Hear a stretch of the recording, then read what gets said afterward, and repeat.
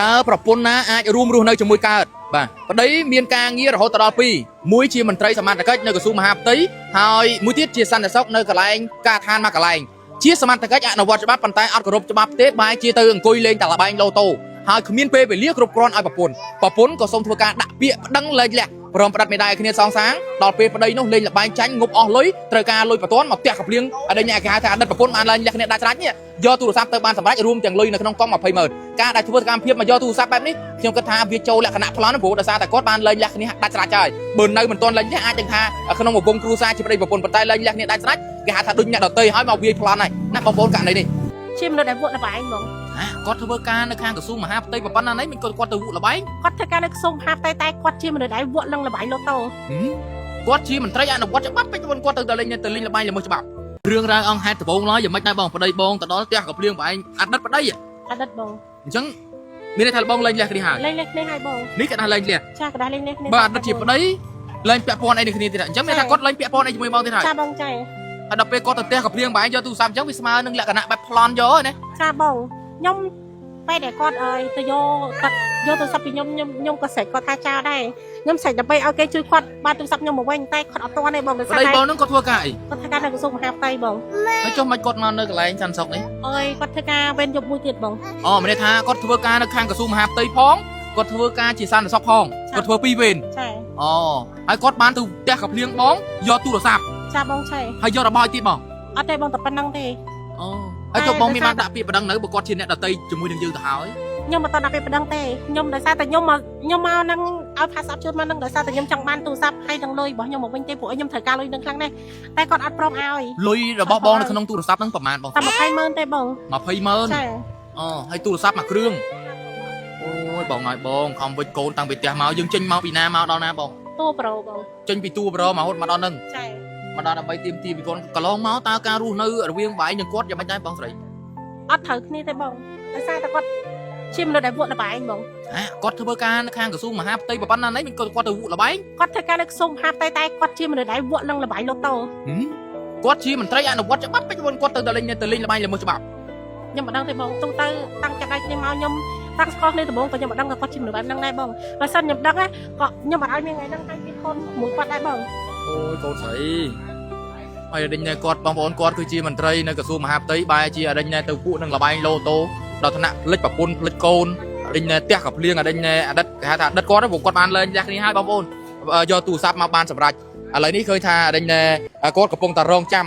គេហៅថាអតីតណាព្រោះអ្នកដូចអ្នកដតីទៅហើយដែលនៅក្នុងកន្លែងការដ្ឋានមួយដែលគាត់ធ្វើជាសន្តិសុខនៅទីនេះប៉ុន្តែបងដែលជាមេសន្តិសុខគាត់បានបញ្ជាក់ដែរគាត់ព្យាយាមតាក់ទងហៅមកខាងក្រៅហើយប៉ុន្តែគាត់តាក់ទងអត់បានគាត់ក៏បានព្យាយាមតាក់ទងទៅលើទៀតហើយដើម្បីគាត់មកដោះស្រាយនៅរឿងបញ្ហាគ្រួសាររបស់គាត់ឥឡូវនេះបងមានអីជាចុងក្រោយផ្ដាំផ្ញើទៅគាត់ទេបងស្រីខ្ញុំអត់ត្រូវការទេខ្ញុំត្រូវការតែឲ្យខ្ញុំអត់ត្រូវការមានបញ្ហាមួយគាត់ទេខ្ញុំអត់ត្រូវការប្តឹង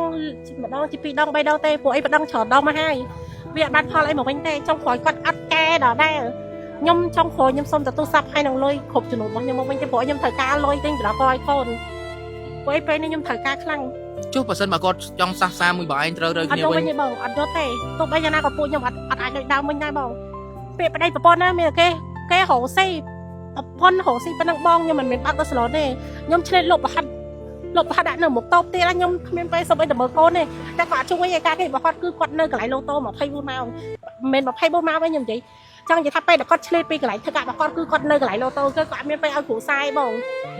ចឹងអត់បើការដែលយើងមិនទាន់លែងលះគ្នាហ្នឹងមានន័យថាគាត់ធ្វើការជាមន្ត្រីក្រសួងមហាផ្ទៃក្រៅម៉ោងការងារពេលយប់គាត់ធ្វើជាសន្តិសុខនៅក្រៅពេលដែលទំនេរគាត់អត់មានពេលជាមួយគ្រួសារទេបែរជាគាត់ទៅអង្គុយនៅកន្លែងឡូតូញៀនលបែងងប់នឹងលបែងតែគាត់ជាអ្នកកាន់ច្បាប់អនុវត្តច្បាប់គាត់ដឹងដែរថាកន្លែងហ្នឹងវាខុសច្បាប់តែនៅតែប្រព្រឹត្តធ្វើការងារត្រឹមត្រូវដែរបងប្អូនសុទ្ធតែជាសមត្ថកិច្ចមន្ត្រីស័ក្តិ3ទៀតហើយបែរជាធ្វើទាំងវើបែបនឹងដាក់ប្រពន្ធកូនងប់នឹងលបែងលេងលបែងគ្មានថ្ងៃស្រាកស្រាមទេហើយការងារមានរហូតដល់2មួយជាមន្ត្រីនៅខាងក្រសួងមហាផ្ទៃមួយទៀតជាសន្តិសុខបើយាមនៅកន្លែងការដ្ឋានអីមកកន្លែងដោយបន្ទាប់ពីទំនេរការងារនៅខាងសមត្ថកិច្ចហ្នឹងក៏គាត់មកធ្វើការខាងអញ្ចឹងប៉ុន្តែអ្វីដែលខាងប្រពន្ធគាត់ប្រាប់ណាបងប្អូនគាត់នឹងអត់ដែលមានពេលវេលាឲ្យគ្រួសារជួយមើលកូនឬមើលក៏ផ្ដល់ភាពកក់ក្ដៅអីទេមួយថ្ងៃគិតតែពីអង្គុយកន្លែងឡូតូបើសិនបើគាត់ទំនេរបាទណាបើសិនបើគាត់ទំនេរឥឡូវនេះឃើញថាប្រពន្ធគាត់បានឥឡូវនេះឃើញថាបងស្រីគាត់បានលែងលះដាច់ស្រេចជាមួយនឹងអីហៅថាអតីតប្តីគាត់ហើយផ្ដាច់មេដៃទាំងសងខាងព្រោះសារតែរស់នៅអត់ចុះសម្រុង hàng vào đây nó đang dập hết lên mà tẹt liên quát do tôi sắp tự bắt room tẹt lôi này cái nông con nó mà pay mần riêuเอาไว้แต่กดจองบ้านเป็นนี่คือเลยขนมกองบักวัดใบยอมาทุกการดักตัวติงดักกัวโกนไอเซ็งเซ็งการได้ประเดี๋ยวปุ่นเลยแหลกเนี่ยได้ใช้มาเตะกับเลี้ยงยอตัวดูซับยอตัวสมบัติแบบนี้นี่แหละขณะโดยแหลกขณะพลานให้บุกวัดเตยจีเน็ตเตยไฮเลยเลยที่ประเดี๋ยวปุ่นในประเดี๋ยวที่ประเดี๋ยวปุ่นนั่นก็เลี้ยวไอ้ท่าจีแหลกขณะมวยไทยยอหรือเปล่าไอ้คณีคณีปันไตนี่ประเดี๋ยวไม่ได้รู้ร้อนเลยเตยจีไว้ในคณีหายมาเตะกับเลี้ยงแบบนั้นนั่นก็หายท่าจีกะแบบนี้บอลดังสาไปโอ้จะเตยจีเน็ตเตยไฮนั่นบอลจะตีมิตรหายการนี้คือท่าบอลไตกดลางมาตั้งปีเตจูมาดมตัวบอมารอก็ได้ในประเดี๋ยวกวดเราสังกัดในรูปคันจะบางเปิ้ลเนอมาดมมาได้ในกระไรการทานมากระไรโดยกระไรนี่คือจีกระไรไปใช้ทางไตตะประเดี๋ยวกวดนะบอกเลยเลยเตยจีไอ้ยัยบ้านมาทัวร์สันสกในติตังดังหายทัวร์การเพียบยอตู่ซับยอลอยในขนมกองนึงรุ่ยบ้านดาวมาโจนึงทัวร์การนั่นหนังบวกไก่กระไรกวดเธอกาบองไตกดมาตามตีนนี่เอาไปเดี๋ยวกดจังบ้านตีมุ้ยคือทัวร์มัดบ้านตู่ซับกวดให้หนังลอยในขนมกองมาเป็นใจแบบนั้นกดเอาจังประดังประดาวแล้วจวบกุกจวบจะไปที่บวกกดทากดทัวร์มัดเปล่าเบียร์มีนกำมีในไซส์จมูกในขณีจังแต่เอาเด็กบางคนบ้านเคยเนี่ยโกนยุ่มเหล่าจูนางปาไม่กินปานั้นแต่จังบางคนปาเอ้ยปา